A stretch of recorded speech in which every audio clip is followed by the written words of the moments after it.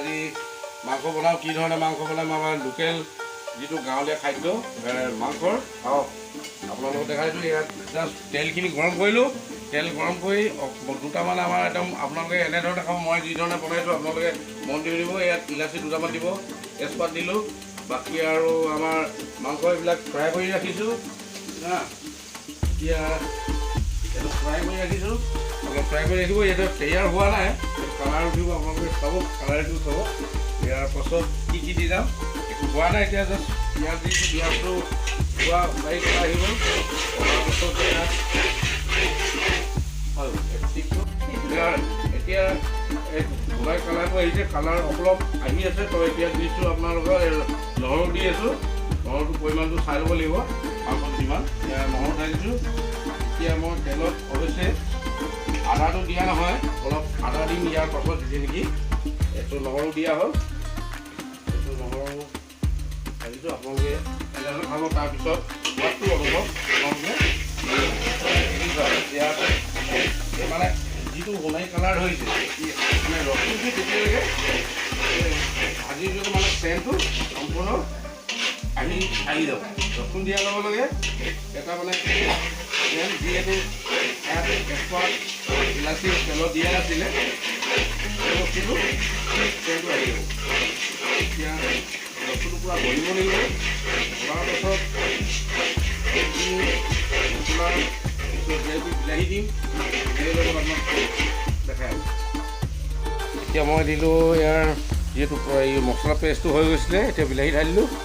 বিলাহীটো মানে তেতিয়া যেনেকৈ হৈ গ'ল, সোণাৰী কালাৰ পিঁয়াজ ৰচুনৰ পৰা আহি গ'ল। ইয়াত তেতিয়া বিলাহীটো দিছোঁ। মানে বিলাহীটো পূৰা গলিব। তাৰপিছত মাংস দিয়া সঠিকটো মানে সময়খিনি আপোনালোকে দেখাইছোঁ। সময়মতে দি যাব। তাৰপিছতহে সোৱাদটো আপোনালোকে মানে পোৱা যাব। এনেই যত্নত দিলে এটা সময় আছে মাংসত বস্তু দিয়া। বস্তুখিনি আপোনালোকক ভিডিঅ'ৰ জৰিয়তে দেখাই আছোঁ। সময়মতে কি ধৰণে আদা দিব লাগিব, মছলা কিমান সময়ত দিব লাগিব, আপোনালোকে সেইখিনি ভালকৈ মন দি চাব আৰু মন দি শুনিব। বিলাহী গলিছে। এতিয়া দিব লাগিব আপোনালোকে প্ৰথমতে যি দিব হালধি দিম। এতিয়া হৈ গ'ল আপোনাৰ হালধি পৰিমাণটো লৈ ল'ব আপোনালোকে কি যিমান মাংস আছে। হালধি দিয়া হৈছে এতিয়া। আৰু তাৰপিছত কি মাল মটন আছে, মছলাৰ মটন চব ইয়াত ঢালি আছোঁ। আৰু অলপ এতিয়া জিৰা পাউডাৰ দি আছোঁ।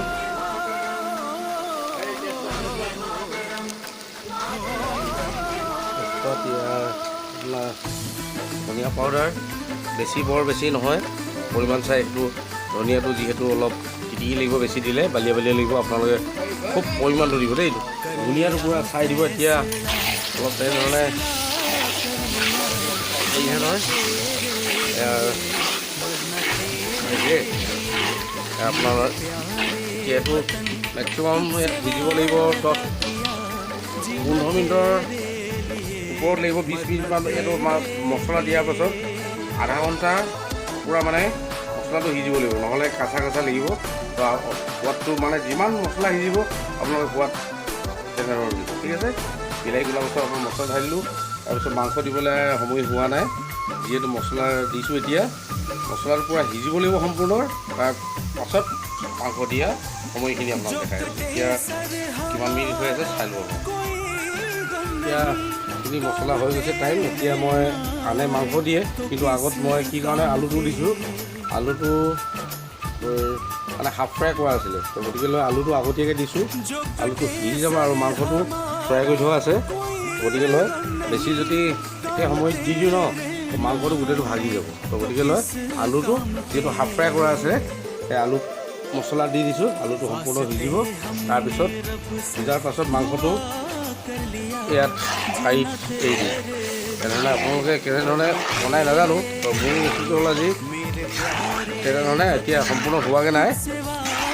তো আলু দিছোঁ। এতিয়া আলুটো সিজিবলৈ দিম।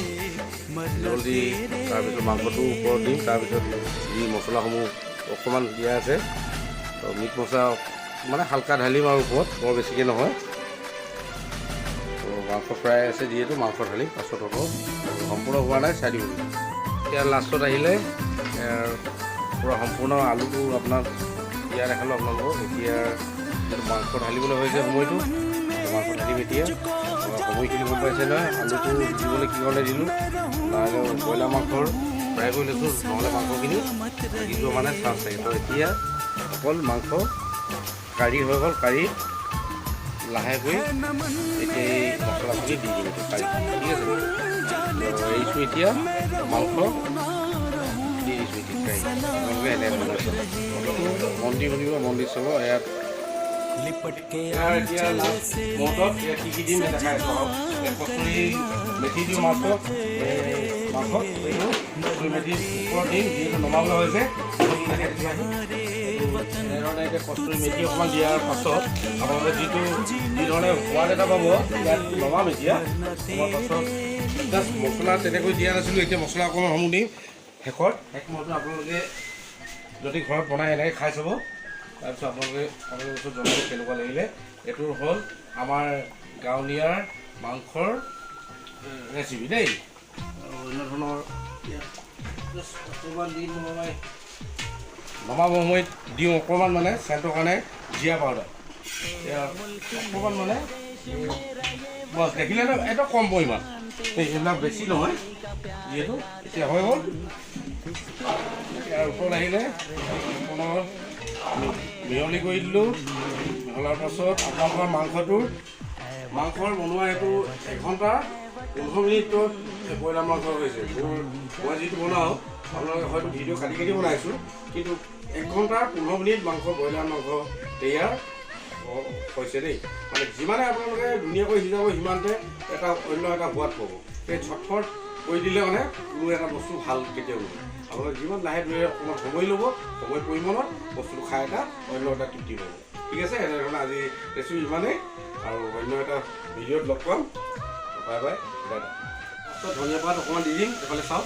এতিয়া ধুনীয়াকৈ নমাৰ পাছত মানে অকণমান মানে ধনিয়া পাত ওপৰত কাটি কেনে দিছোঁ। সেয়া 1 ঘণ্টা 15 মিনিটত ব্ৰইলাৰ মাংসৰ, মই বনোৱা ব্ৰইলাৰ মাংসৰ এনেধৰণে হয়। আপোনালোকে মই যিধৰণে দেখাইছোঁ সম্পূৰ্ণ ভিডিঅ'টো চাব, তাৰপিছত খাই এবাৰ টেষ্ট কৰিব। আপোনালোকে যেনে লাগে মজা মোক, ঠিক আছে।